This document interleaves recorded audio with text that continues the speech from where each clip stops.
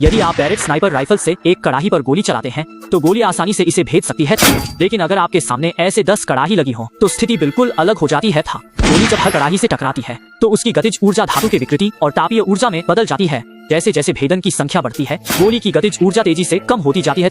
तीसरी कड़ाही तक पहुँचते पहुँचते यह गोली थक जाती है और आगे बढ़ने में असमर्थ हो जाती है।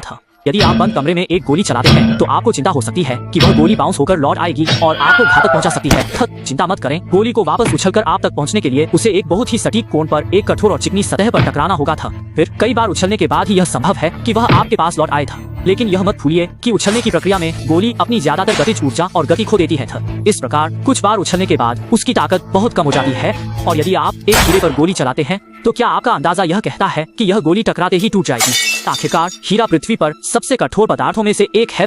हालांकि हीरा बहुत कठोर होता है लेकिन यह असाधारण रूप से नाजुक भी होता है। जब गोली का आघात एक बिंदु पर केंद्रित होता है तो हीरा कांच की तरह आसानी से टूट सकता है।